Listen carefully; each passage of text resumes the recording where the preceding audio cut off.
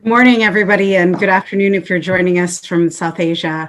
I'd like to welcome you all to a great discussion we have today with a world-renowned journalist, actually two world-renowned journalists, a great conversation today between Declan Walsh and Cyril Almeida. My name is Tamanna Salikaddin. I'm Director for South Asia Programs at the U.S. Institute of Peace.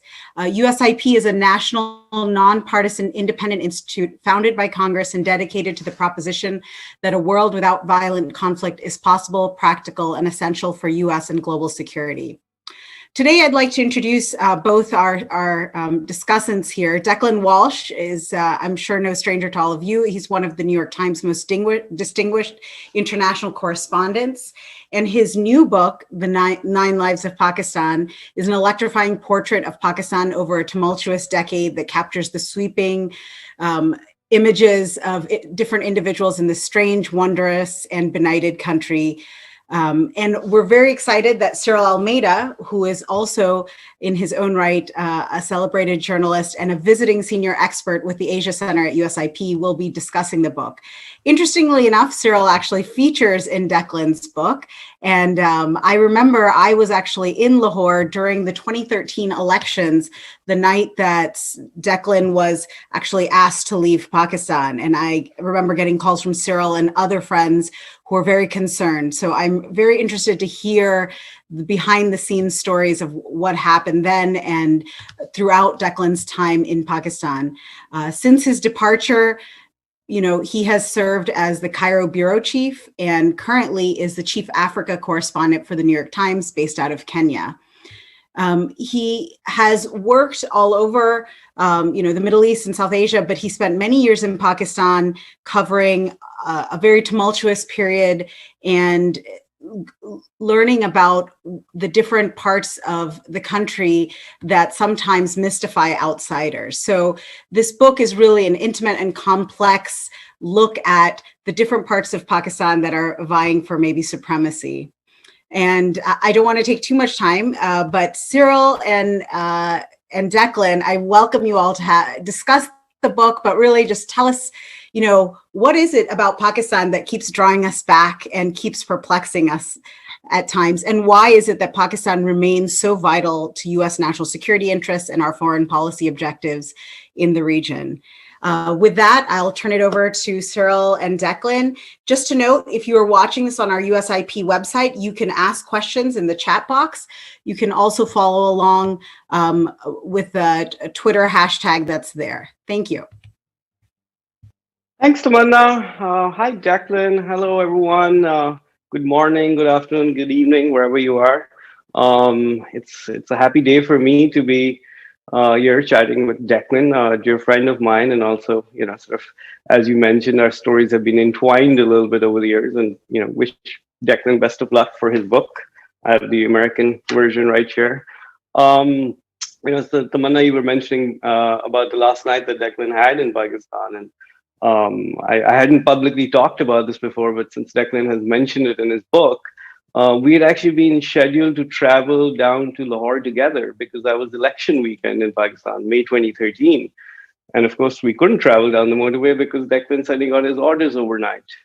And so when I got to Lahore, obviously just busy with election coverage, meeting people, etc. So I didn't really have a chance to check in with Declan until after sort of filing my story on election night. And I went across to his hotel, a hotel well known to everyone in Lahore, and was late, probably half one in the morning. And going inside, you get a sense that maybe there's some kind of VIP guest out here because you can see security personnel stationed inside the hotel and outside. And so then I pressed the lift. I got to Declan's room, the room he told me, and I'm like, oh, wait, looks like Declan's living next to the VIP visitor. Turned out it was him, and I didn't get much time to speak to him because they kept knocking on the door and asked me to leave. And so I thought it was a decision I made right there. I was like, look, he's a dear friend, and I think he's a friend of Pakistan's too. It's very sad what's happening here. So I offered to drive him to the airport. I think probably 3 or 4 in the morning. And I haven't told Declan this, but when I did that, I went away for a little while and fortified myself. I made a few phone calls to a few friends, and I said, It's been a long day and a long weekend for all of us. But if you get a call from me in the middle of the night, please pick up. And that's how we went off to the airport. So, well, Declan, thanks for doing this. Thanks for being here. I think what we're going to do, many people are keen to hear from you. So, what I'm going to try and do is like maybe open up with some comments about your book and what you were trying to get across in this book. And then maybe we'll just have a few questions back and forth between us. And then, as I encourage people to ask questions in the chat box, because I know Declan's keen on hearing from them, and maybe that will just help aid our conversation along. So over to you, Declan. Tell us about your book. Tell us about your stint in Pakistan. Tell us what it means for you having this US edition out. Hey, Cyril, thank you very much. It's a real pleasure to be at the USIP just after the launch of the book. It's a particular pleasure to have this chat with you, and thank you for taking us down from that night in 2013 when we had this flashing lights escort to the airport in Lahore, and you very graciously provided an unusual taxi service for an unusual flight. I just want to start off by speaking just very briefly a little bit about the book, its background, for people who might be interested, just to sort of give a sense of where I'm coming at with the 9 Lives of Pakistan. The book is mostly, it sort of zooms in on this incredibly combustible period in Pakistan's recent history. Starts with when I arrived in 2004, but really the narrative takes off from about 2007 with the street protests that started against Pervez Musharraf. And of course, you'll remember from that period on, from that moment, and particularly I think about the defiance of the then Chief Justice Iftikhar Muhammad Chowdhury, who was called President Musharraf, then President Musharraf's office or his home to get his marching orders, and he refused to go. That was the starting gun in a way for this dizzying chain of events that really went on for years in Pakistan. There was the protests against Musharraf, there was the Red Mosque siege, there was the return of Benazir Bhutto, her assassination, the Taliban insurgency, so many violent events across the country in the tribal belt, and then of course the American operation against Osama bin Laden in 2011 that I think in many ways was a turning point for the country as well, and I guess we're going to talk about that. So my story is framed around, obviously, around 9 people who lived through that period, or rather 8 people and Muhammad Ali Jinnah. And these are 9 people who have very strong, compelling stories. There are people who I knew in the country, but it also, through their lives, I'm recounting those events at that time. But the idea is also to really use that as a frame to give a much broader look at the country. Reach back in the history, all the way back to partition in 1947, to look for the root causes of some of the things we saw erupting at that time. Also to kind of get at some of these abiding truths about Pakistan that applied in that period, but also could apply in any other period, including this one now. So, crisis about religion, the role between the military and civilians, all of that sort of good stuff that I'm sure we're going to talk about a little bit here.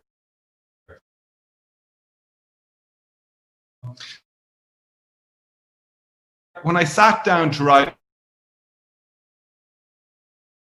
had already been written about Pakistan. Before that, Gulf Wars, Ahmed Rashid has written numerous books. Anatole Levin wrote a broad book about the country. And then there have been specialist books as well, of course, on militancy and so many other things. So I knew that there was already a crowded field, but what I was aiming for really was to try and write a book that would appeal to a somewhat broader audience, not necessarily speaking to the Pakistan specialists, and I'm sure there's hopefully some or many of you on this call or on this chat, but really to get to try and appeal to a reader who knew something about Pakistan, probably had followed it in the news, had an active curiosity, but was really probably as perplexed about what makes this place tick. How do all of these contradictions make any sort of sense about Pakistan? In the same way that I had. And one influence I definitely had right at the start was Emma Duncan's book. She was an economist correspondent who had been in Pakistan, I think from the late 80s on. Her book is called Breaking the Curfew, and it starts with Zia's funeral in 1988, if I got, or 87, 88. And you know that really kind of, you know, got me thinking about at least an approach. The book was originally called, my book was originally called Inshallah Nation, which was a title I was very fond of, and then some of the publishers decided, you know, the public might struggle with, you know, it kind of this idea, a theme that I think is still in, you know, obviously religion plays a role, but also, you know, the role of fate and how much people are trying to control their own destiny. And these were ideas that really interest me. When I started writing it, on that note, actually, I did try, in my early drafts, I tried to write it in a thematic way. But I quickly realized that wasn't super satisfactory. It felt a little dry, and I wasn't sure it was the best vehicle to really reach the kind of audience that I wanted to get to with the book. So I then started to think about, you know, how I had learned about Pakistan, how I felt that I had really started to get under the skin of the country. And I realized that a lot of the strongest lessons that had stuck with me were really through encounters with people, often not with the big name personalities, you know, the Musharrafs or even the Benazirs or these people, but kind of like the second tier, if you like, personalities of mostly of public life, not all of public life, but often of public life. So, you know, politicians further down the rung, police chiefs, people in the ISI or the military. And it was really in my encounters with those people who would, you know, invite me into their homes, have a drink, let me ride along with them, give me really this kind of incredible degree of access to their lives. And, you know, I would socialize with them and so on. And it was that kind of ingress into these really dramatic lives that got me thinking, this is how I learned about the country. And this might also be a good framework to try and explain it to other people. And I think we'll probably come back to this, but, you know, this idea about, I mean, there are many reasons for me why Pakistan is such a special place. It's it's an infuriating and complex, and at the time we were there, often a frightening place to be, but also a place that I met so many inspiring people, and also a place where, as a reporter, I had an incredible degree of access. I mean, reporters would come across from India to cover Pakistan, and they would, you know, complain about how you couldn't get a minister to speak to you, or you're really shut out from government, or all of these or you know, their access in some degree was restricted. In Pakistan, I would have ministers, and it wasn't just me, other reporters, ministers would return my calls at midnight, or, you know, even when you would go to the most faraway places, you know, the basic impulse of people I met was to talk and to share, and they shared these lives that were dramatic and quirky and telling, and that's what I'm hope I'm getting across here. The other aspect in the book is that as well as telling these stories and trying to explore some of these broader themes that hopefully will resonate now as much as they'll resonate with the telling of what happened back then in that period. Is also, there's a little mystery which Cyril gets to in his introduction. As Cyril said, it was about 3 days before the election in 2013 when this group of a police jeep turned up at my gate at midnight with a plainclothes man in the front, and he handed me this letter, and this letter said, your visa is cancelled forthwith, and you have 72 hours to leave the country. And the explanation that was given was simply on account of your undesirable activities. So there was no explanation for what those undesirable activities were. And once I left the country, it started off this process for me trying to figure out why. And I'm happy to talk about that in greater detail later. It's in the book as well. But, there was this mystery of why was I kicked out from Pakistan? And I went on this sort of circuitous journey to find some sort of an answer to that. And in a way, I think anyway, the answer that I came to wasn't just about me, but also reveals a little bit more about how the country works. Sure. Yeah. I mean, it was an abiding question for many of us why that happened. In many ways, your exit from Pakistan triggered this new phase of media repression in Pakistan we've seen ever since. And of course, you mentioned Hamid Mir's attack in 2014 in the book, etc. We'll just circle back to that. I think what I'd like to start with, and sort of because as you mentioned, a lot of these books on Pakistan is basically Pakistan 101. This is Pakistan. They have nuclear weapons, they have militants, they have etc. And you chose this different tack of you sort of writing the story through the story of these individuals. And I think you mentioned enduring truths in your opening, and I just one thing that struck me reading your book, sort of you have Abdul Rashid Ghazi, the bad guy, sort of from the early 2000s, the mid 2000s, the Lal Majid character. And fast forward, 7, 8, 9 years, and you have Khadim Rizvi sort of laying siege to Islamabad, something that Abdul Rashid Ghazi and his counterparts couldn't have even imagined doing. So you see these recurring sort of characters, I mean, sort of rooted in the same kind of thought process, as it were. And then you have as a counterpoint, someone like the iconic figure who's Asma Jahangir, so like a titan in her field, beloved by many Pakistanis, and her losses felt by many even today. I guess sort of just in the context of the book and some of the characters that you've talked to in Pakistan, for every Abdul Rashid Ghazi, or I mean, rather for every Asma Jahangir, and I know it's not possible to compare her to many other people, but you see far more on the other side, the bad guys, the bad characters, etc.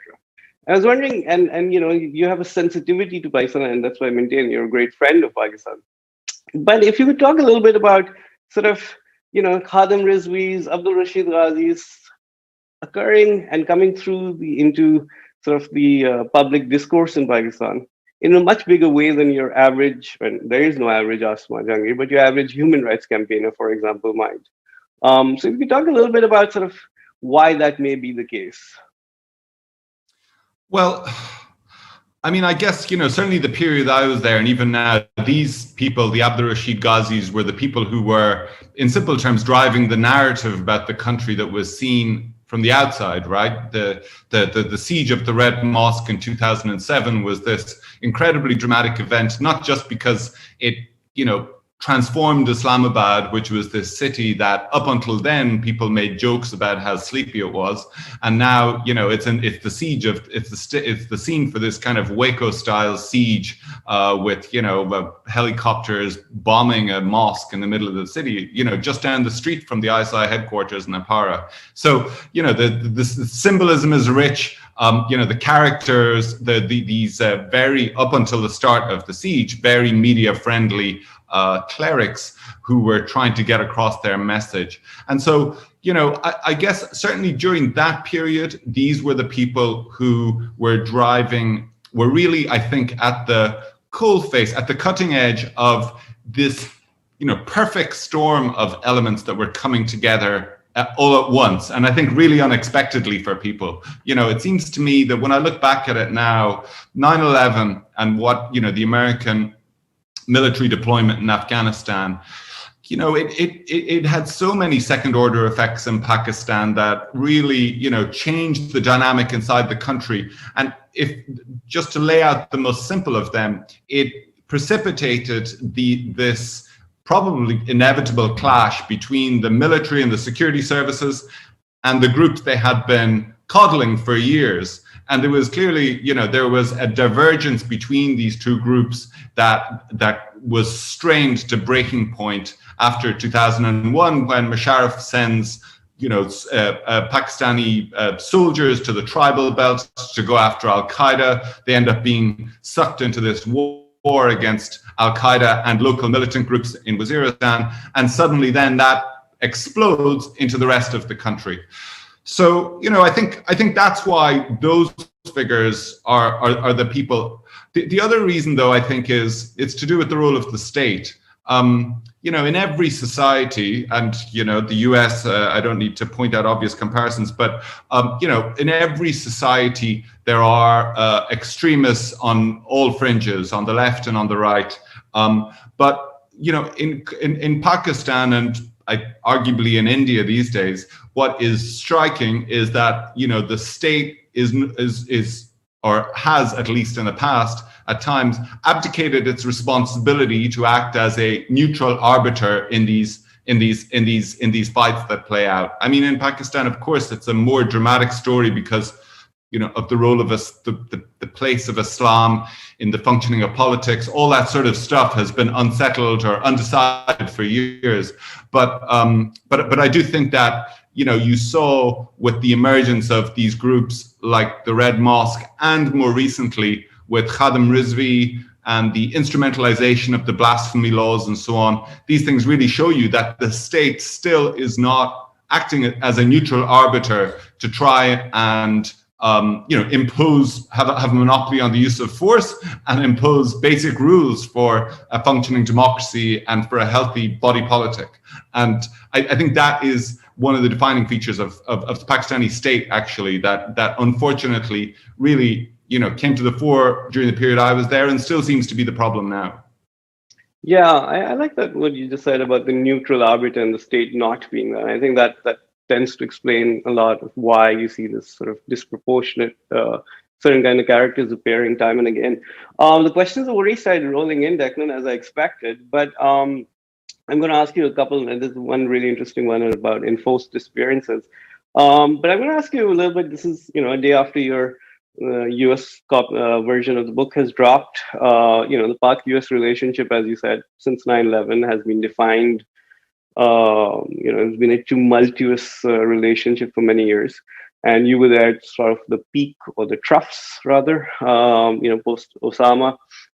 But sort of the relationship as it stands today, and I know you've been gone from Pakistan for a number of years, but somebody continues to watch the country. The Pak-US relationship, have these guys figured it out yet? Have these two states? I mean, you know, Pakistan's always had a litany of complaints, and the US has its own litany of complaints and grievances, etc. The back and forth. Is this a strategic relationship? Is it a transactional relationship? And then, of course, you know, sort of then over the last few years with the current administration, maybe there was sort of, seen perhaps more than they've had in the past, eye to eye on Afghanistan, what should be done. But I just want to, sort of get your input on the Pak-US relationship. What we see right now, what is it? And do you think, is this a sustainable proposition? Well, I always had the impression that, you know, as you say, in the book, I say it's a bit like it's not an original thought, but it's like a very bad forced marriage over the years. And really after 9/11, it became clear that, you know, the US and Pakistan at times have had shared interests, but did not always have shared values. And in that negotiation that went on or goes on between the countries, I often thought that even though the Pakistanis complained a lot, you know, because they often seemed, I felt, to get the better of the Americans in what they were trying to get out of the relationship. I think that probably changed after Osama, when it really brought things to a head. But there was a long period where Pakistan was getting a lot of money and playing double games on the border and in Balochistan and so on. But, you know, looking at it from, as you say, I'm not following it day to day at the moment, but looking at it from, you know, from a distance, still following, it seems to me that, you know, what's really changed, of course, is the China equation, the arrival of China and Pakistan in a big way. And I'm told that in Islamabad and in many cities, there is a Chinese presence that, you know, in the past just wasn't there. When I was in Islamabad, as you know, I mean, the main Chinese presence were restaurants where you could go and get a beer in the evening, and maybe a few massage parlors that ended up getting caught up in the Red Mosque, but that was it. So, you have the Chinese aspect, and then of course the other thing is you have the relationship with India that's so changed, and you see this, triangular struggle that, of course, has always been there between Pakistan, India, and China, but really taking on new dimensions now. And then the Trump administration, frankly, seemed to have pretty much given up on Pakistan the last number of years, other than to, you know, create a space, or given up on creating a meaningful relationship with Pakistan, other than the space that Pakistan, you know, occupied in the Taliban, in the Taliban talks in Afghanistan. And right now, when I look at that, on the one hand, it looks like Pakistan is has certainly changed its image. It's no longer seen as the kind of provocateur in Afghanistan. It's seen as now an ally for the US. But I also, as you know, you see these Taliban talks in serious jeopardy, a lot of violence. And I guess my question, and I don't have an answer to this, my question is, what happens if this Afghan process, God forbid, collapses, and you do have a new type of war in Afghanistan, or you do have the Taliban coming to power again in some way that is not negotiated? I just wonder where Pakistan will be at that point. I don't have an answer to that, but it seems to me that even in this new phase of the relationship over the talks with the Taliban in Afghanistan, where that is leading for Pakistan is not clear. And, I'm not sure Pakistan is entirely the master of its own destiny either.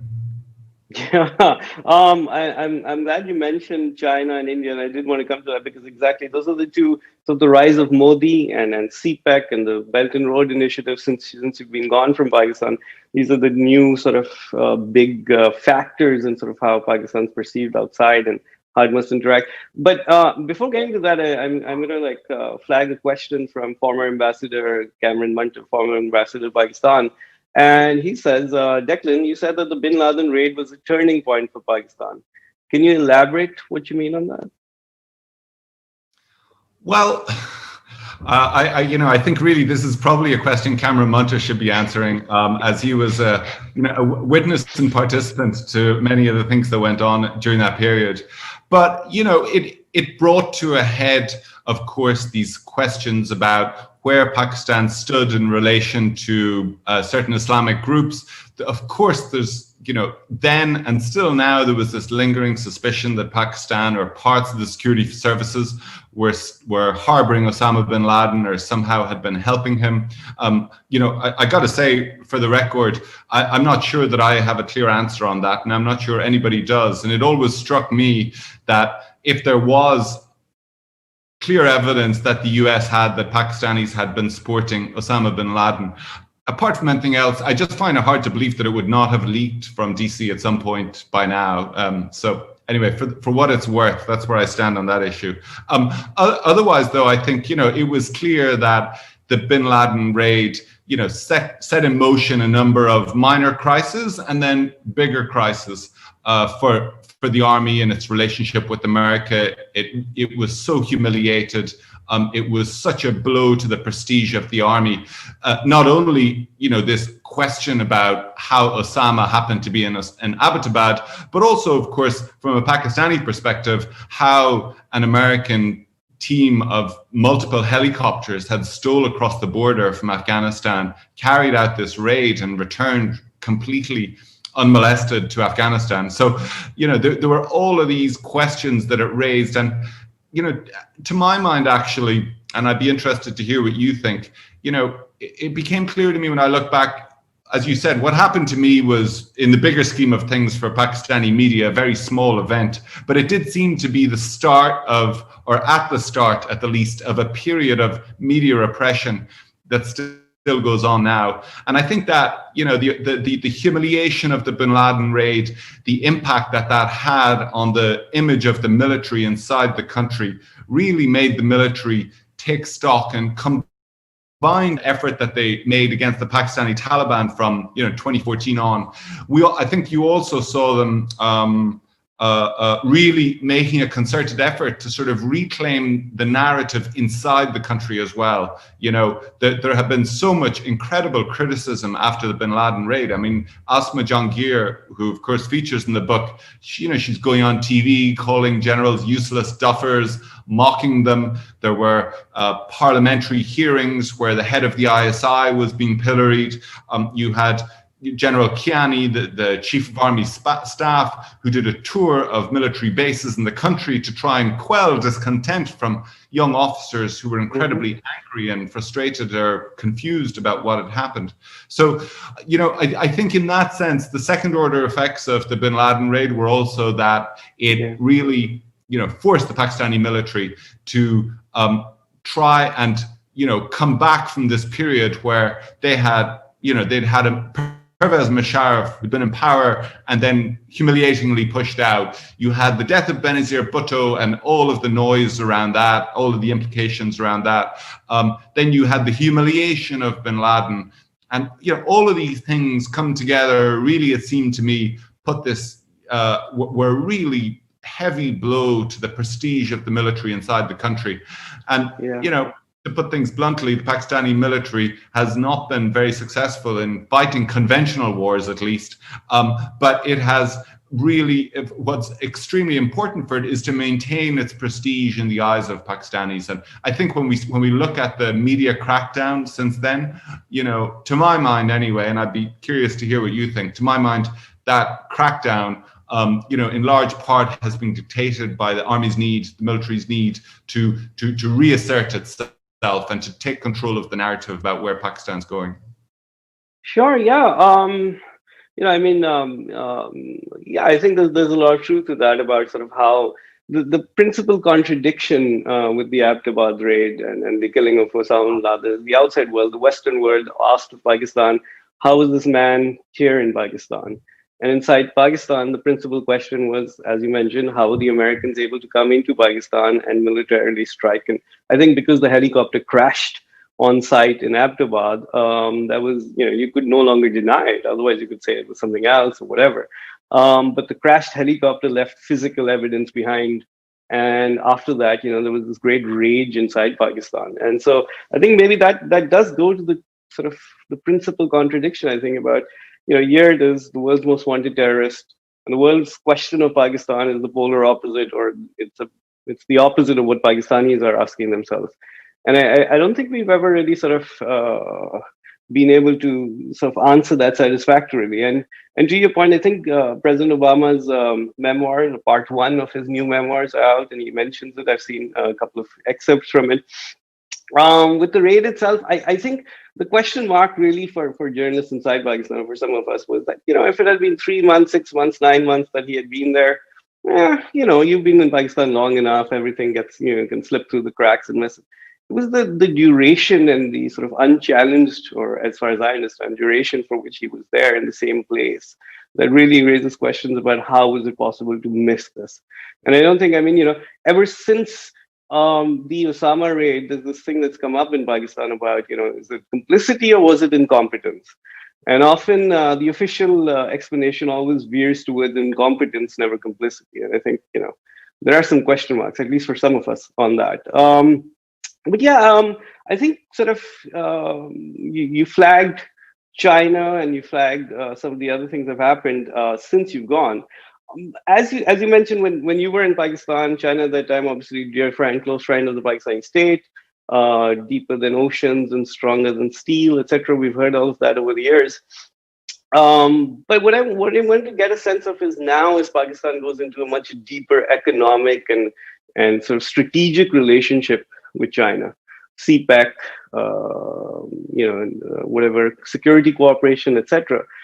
From your time in Pakistan, what is your sense of what underpins this relationship and what will propel it forward? Is this again something which is destined towards some kind of uneasiness or conflict, or will it just go smoothly into an ever tighter embrace? I think there's inevitably got to be some friction points. One friction point that, again, from the outside has really struck me, but apparently it has not caught fire inside Pakistan, is the issue of the Uyghurs. It's just so what a contradiction. When you talk about contradictions, that there is a Muslim minority that is suffering terrible repression just across Pakistan's border in the Himalayas, and the Prime Minister of Pakistan has repeatedly claimed that he hasn't really properly read the reports about what's going on there, or he can't comment on it. Of course, we know what the real politic of that is, and I think it's important to recognize that for what it is as well. But it's so striking that for so many Pakistanis, ordinary Pakistanis, people hold dearly, the case of the cause of the Palestinians, or discrimination against Muslims in Kashmir, or of course in India, with good reason, obviously, in recent years. But the kind of the ability, the willingness to turn a blind eye to what's going on in China with the Uyghurs is really striking. But having said that, it doesn't seem that is a factor either way in this economic relationship and the strategic relationship, which has grown and grown. And of course, the fighting between India and China on the border, only strengthens Pakistan's hand. I will say, though, that it's interesting to note that this is, in a way, a development of something that, of course, has been going on for decades and decades. I was just reading, I've started reading Owen Bennett-Jones's book on the Bhuttos, which, goes through Zulfikar Ali Bhutto's relationship with China in the 1960s, when he was, viewed by the US actually as a sort of as a Maoist sympathizer. And so, it reminds you that, of course, the scale of this relationship and the way the economic engagement that China has in Pakistan now is totally unlike anything that there has been before, but that this is a dynamic that has been there for a long time, this triangular dynamic between the three. And I guess, again, we should probably the third leg of that, of course, is India. And it's hard to see actually how there's any single bilateral relationship that drives this. It seems that there's always the third thing that is a driving force as well. And I think, obviously, the premiership of Narendra Modi and what's going on in India is a big factor in that as well. But it strikes me that the US, and you'll be a better judge of this over the last number of years, but the US really seems to have been pushed out quite a lot, actually, as a significant force in Pakistan's foreign policy, with the growing strength with China. Yeah, I mean, the rise of China and its importance in Pakistan. Well, what's interesting, I think, perhaps from what gets missed sometimes outside Pakistan, is that there is unease inside Pakistan too, within, for example, the current government. When it first came to power in 2018, there were some comments about CPEC. Is this commercially viable for us? Are these loans and the terms on which they are, conditions, are they good for Pakistan? I think those weren't just limited to the current government. I think definitely in sort of military circles too, that yes, there's a friendship here and there's a deep, and we need this because Pakistan is looking for, particularly CPEC essentially started out as, or has been predominantly about power projects in the country, right? And fixing the power crisis that bedeviled the country for a decade. But I think it's definitely an element of, from, sort of the official line has been, yes, this is all good, absolutely great, terrific for Pakistan, we want more of it. But quietly questions have been asked about, hey, is this really sort of, what kind of relationship are we getting into? And is this sustainable for us? But, sort of the other third big peg, I guess, as you mentioned, sort of conflict with India, the rise of Narendra Modi. When you were there, obviously in 2006, the heydays of Musharraf at his peak and seeking, the 4-point solution to Kashmir, etc. Trying to understand again, as somebody from the outside looking in now and looking across at what's happening with India. The threat of conflict is always there since the revocation of Article 370. Pakistan and India have been sort of, their rhetoric has at least been sharper than ever before. Going forward again, sort of given your experience and understanding of that part of the world, is this something that concerns you unduly, or is this just more of Pakistan and India sniping at each other and eventually, nothing in terms of like a hot conflict breaking out, for example? Well, one of the things that really struck me when I was in Pakistan, as you said, the period when I was there, the relationship with India was actually, relatively speaking, pretty good. The Kargil War was a memory at that point. Even the confrontations after 2001 over the Indian Parliament tax and so on had pretty much passed over. And Musharraf and Manmohan Singh had cricket diplomacy, if you remember, and so on. So things were pretty warm during that period. And I remember I had a lot of friends, in places like Lahore and Karachi, particularly in Lahore, people who would go across to India. They had personal friendships there, but they also, even some people were, I remember there's a person we know who runs a wedding planning business, and he was going off to India and doing gigs over there, and it was like very encouraging, And by the same token, in the conversations I had with a lot of my friends about the relationship between the two countries, I often felt that when it came to, the two-nation theory, this idea that theoretically underpins Pakistan's creation, that Hindus and Muslims cannot abide each other, cannot live together peacefully in the same country, that there was a lot of admiration for Jinnah as a person, but I felt there was a certain amount of, quite, not exactly embarrassment, but people sort of brushed over that. And I don't think that a lot of them really believed in the two-nation theory. They thought that this was a mistake, as an ideological underpinning. And in some of the conversations with these same people that I've had more recently, we're talking about what's going on in India, what's going on in Kashmir, the discrimination against Muslims in India, across a broad range of things, ideological, practical, people being, people being killed for driving cows around parts of India, that kind of thing. And I, in those conversations, people are saying, well, maybe the two-nation theory wasn't entirely wrong, and it, whether that's right or not, I don't want to make a judgment, but I do think that, Narendra Modi or the Indian government seems to really be going out of its way to try and prove the founders, the people behind partition right. And I just find that dispiriting. So I think that, to get to your question, I don't think that this is just another phase. It seems like this is a step change, certainly inside India. What it means for the relationship with Pakistan. I think Pakistan has got other fish to fry as well. I don't think an all-out war in India would necessarily bring anything to Pakistan right now. And of course, very unpredictable effects. So I'm not sure that would suit it. But, it seems that the danger of something unpredictable happening, and Pakistan-India history is littered with unintended consequences, military campaigns that started with one thing and ended in something very different. I mean, look at Operation Gibraltar in 1965, or Grand Slam, and so on. 1971. There are so many episodes where people on either side of the line, and unfortunately often in Pakistan, took a gamble because they thought that they knew what they were doing, and it didn't work out. And so, you look at what's going on in India and Kashmir, and you got to think that, it's not, maybe it's in no one's interest to have a war, but that doesn't mean that conflict will not happen.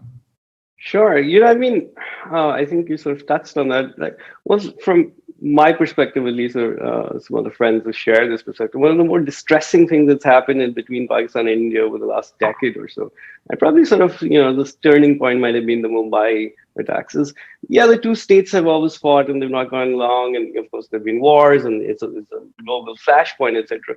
But at least the two populations on both sides of the water, as it was a well-known trope that when you put a Pakistani and Indian in a room together, they get along famously, like as though they're, they are neighbors. But what seems to have happened, I think, at least on the Indian side in the population, there seems to be this active, aggressive sort of almost a hatred towards Pakistan that has, and I don't know whether it's sort of emerging India, rising India as it's become more powerful, or others grown in economic stature.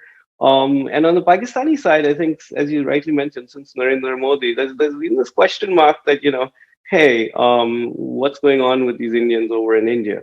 And I think that's, from the perspective of a journalist, it's a little sort of distressing that as long as the two states were fighting, but the people of the two countries, really, there was a rapport between them that you could rely or fall back on, that seems to have disappeared and sort of regressed in recent years. And it's troubling. I don't know whether that's sort of in the long term going to be an even bigger problem.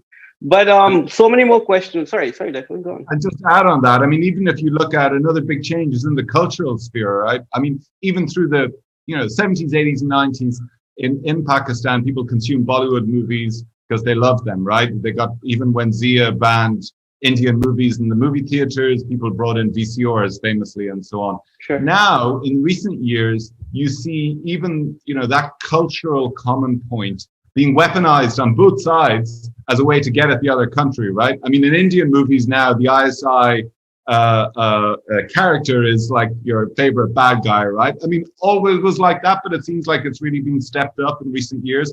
And of course, in Pakistan, the ISPR, which that's the Inter-Services Public Relations, the Army's press office. When I arrived, it was, the ISPR was a couple of prefabs in the Army headquarters and a few offices, to be fair, in Rawalpindi. But, they interacted with journalists. They occasionally brought us on these, guided tours in the tribal belt and so on. But they had a very limited role. Now, as I understand it, the ISPR is engaged in movie production and making, sponsoring its own movies that would tell a very different story about Indian provocateurs inside Pakistan. It's a little trivial as an example, but, it seems again to show, when you talk, I think you make an excellent point that even in bad times, there's been a lot of mutual solidarity and affection between Indians and Pakistanis that I've met on both sides. And it does seem that, in the politics of the moment, some of that at least is being lost or eroded, and that's sad. Yeah. I mean, for anyone who wants peace between the two countries, it's deeply worrying and troubling. But plenty more questions, Declan. I'm going to read one of them out right now. So it says, there's no name here, but several times throughout the book, you discuss the enforced disappearances of several Pakistanis. Drawing from your ground experience, what are some of the factors that allow, I'm going to say, the Pakistani state to do so? They use more specific terms there.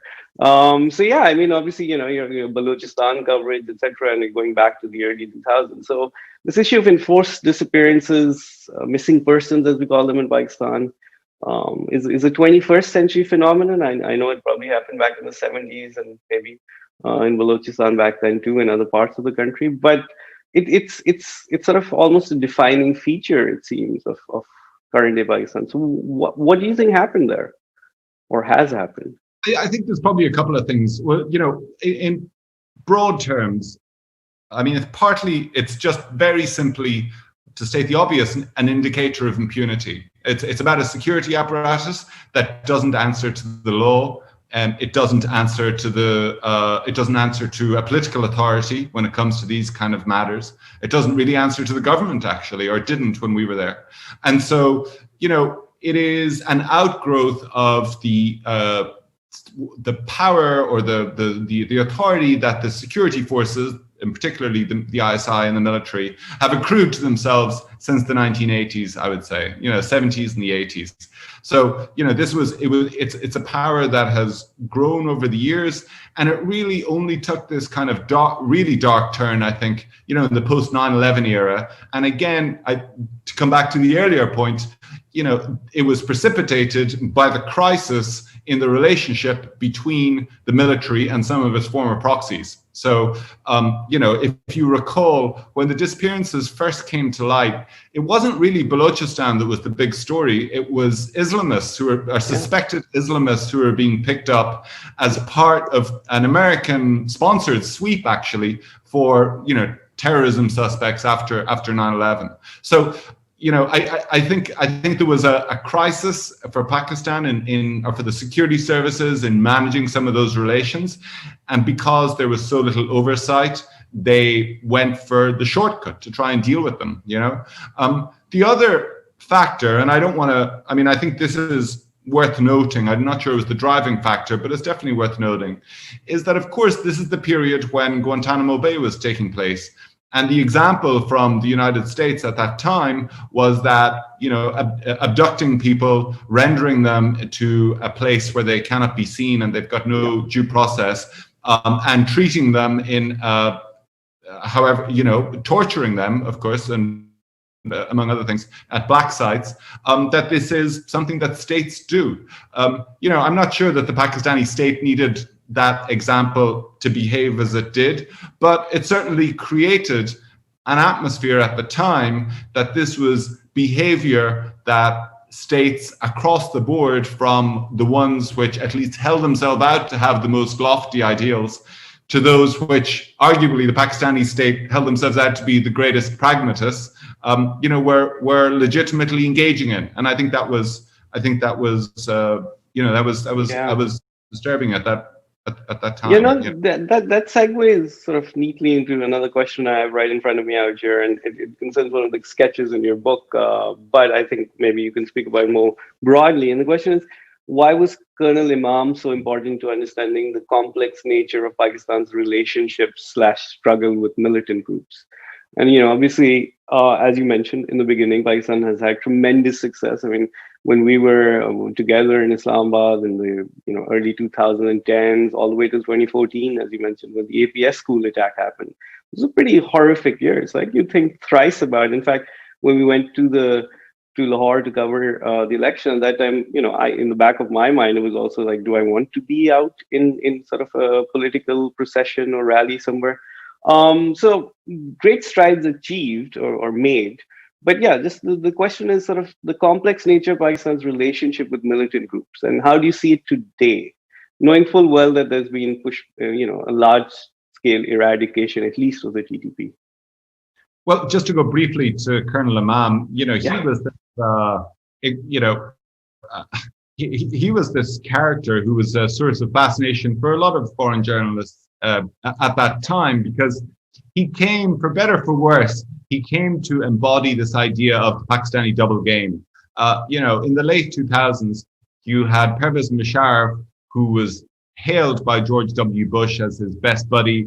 Pakistan was raking in, billions of dollars in American assistance and proclaiming itself to be, ally in the famous war on terror. But at the same time, we saw the resurgence of the Taliban in Afghanistan, and the undoubted presence of the Taliban leaders in Quetta and surrounding areas, Pashin and these places.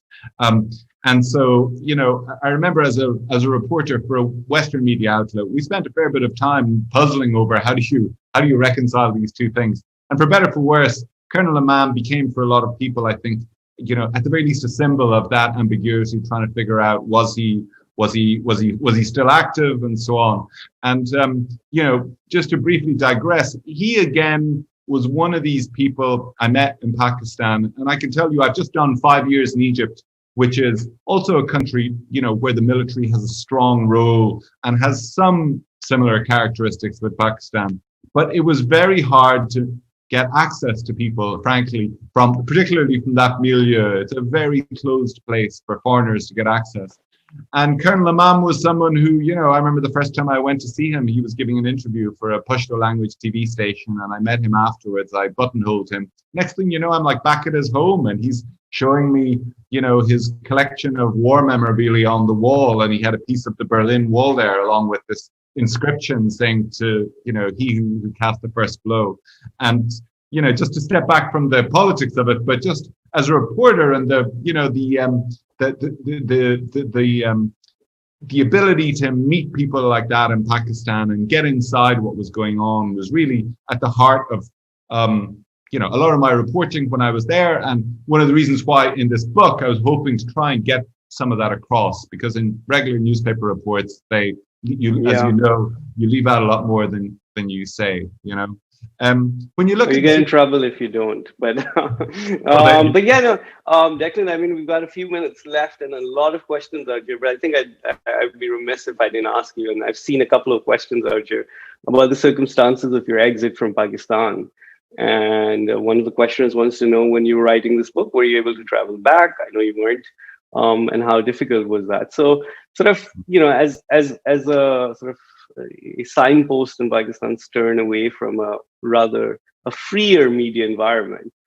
Tell us a little bit more about you, the New York Times correspondent in Pakistan, suddenly being given 72 hours to leave.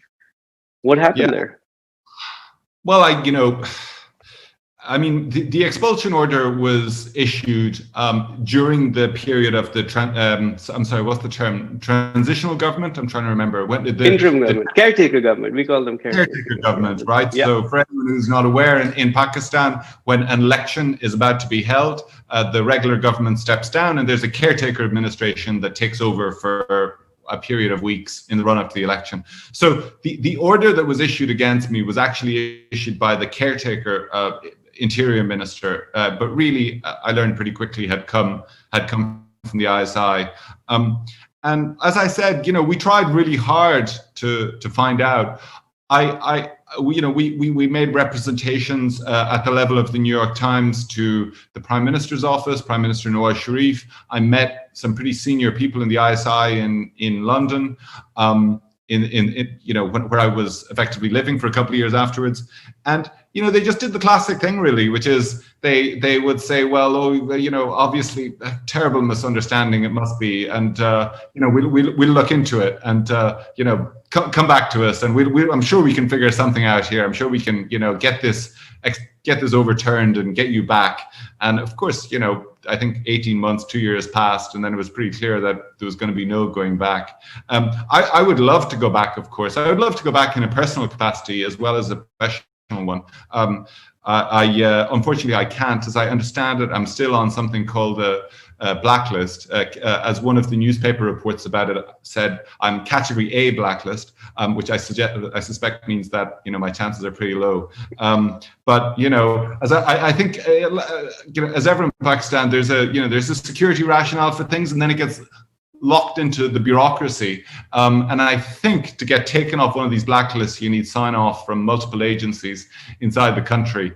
And you need to get off the blacklist, you need someone to sponsor that, or one part of the government to really champion your case.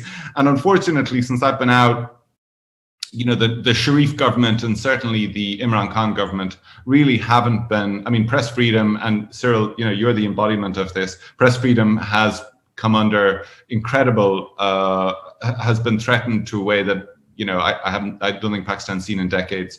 And so the chances of anyone being interested in a case like mine seems low. But I hope that's not going to be a problem. Situation. Yeah, I remember a bit of gallows humor when we were driving to the airport. I remember telling you that, well, at least the worst they can do to you is kick you out. And fast forward a couple of years, and I was on the ECL. So there's that. Lots of questions out here, Declan. I'm going to try and cycle through. But before I ask another one I just want to know, I mean, obviously I'm sitting here in DC, and the people tuning in are looking at the Pak-US relationship, of course. So I guess the question would be sort of as a drawdown nears in Afghanistan, why should the US care about Pakistan, and vice versa? Why should Pakistan care about the US? Is there any basis for a longer term relationship here that you see? Undoubtedly, yeah. I mean, certainly from the Pakistani perspective, there are, even from, we talked about the rising influence of China and how it has occupied at least some of the space that was previously occupied by the American relationship. But, it cannot replace everything. And there are practical issues for the Pakistani military about the hardware they have, the F-16s and so on, that are important. But to be honest, I think also there are still a significant number of people, even in the security establishment, who value the relationship with the US, who recognize its importance. And I don't think that they want to throw that, even though they may want to hedge their bets, but I really don't think that they're willing to abandon that in any substantial way. And then, from the American side, I would say that if history never repeats itself perfectly, but as the Irish poet Seamus Heaney said, it does rhyme. And it seems to me, when I was thinking about this book and the fact that many of the events I'm writing about are now firmly in the past, they are things that occurred in the late 2000s and early. And as you say, Cyril, things have changed in Pakistan. The Taliban insurgency has been beaten back. There's no longer violence in the big cities like there was before. So things have moved on for sure. But I think it's also a safe bet to assume that, the enduring issues of Pakistan and the potential for for some sort of major and completely unforeseeable problem to blow up is still there. And if I were putting money on it, I think there is certainly Pakistan will be back in the news, and Pakistan will be major or significant, security concern of some sort in the future.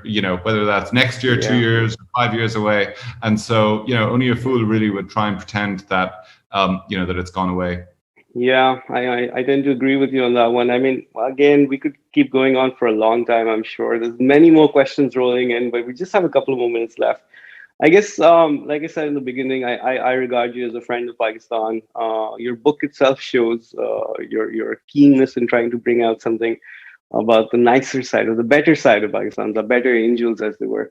So just maybe close on that a little bit. Tell us, I mean, obviously the security issues dominate. There's a lot of bad stuff going on in the neighborhood, inside Pakistan, to Pakistan, etc. But, as somebody who covered Pakistan sensitively and with a sensitivity over the years, just, final thoughts on how do you feel about Pakistan? Fast forward 7 years. I guess this book, in a way, was like a little bit of a reckoning for me with, my status as someone who had to leave, but also, of course, it just made me relive, those times, and that was a period of, a great drama and all of that stuff we've been talking about. But, within that, there were so many things about it brought me back to so many events that made me laugh, quirky characters, the kind of people that I chose to write about in this book are people really, I just think you'd struggle to find them in many other parts of the world. And so I guess I'm just left with the sense that I spent a decade of my life covering this country, and I left a part of me there. I think this book for me was a way of dealing with that. And I really do hope that I find a way to go back, because for me, it's fascinating as an intellectual puzzle, and as an important corner of the world. But it's also a place that, for all of its problems, has got so much potential, so many inspiring people, actually. And I would love to be a reporter who could tell the story that in the future some of those people will get a chance to really shape the destiny of the country and to have a bigger influence on it than they might have right now. Sure. I mean, just by the sheer volume of questions coming in, it looks like you still have a lot of fans in Pakistan and here in the US too. So I wish you best of luck with the book, Declan. Plenty of sales. And unfortunately, I think we're going to have to sign off right now. But great chatting today. And let's hope that one day we can have a meal in a Chinese restaurant in Islamabad again soon.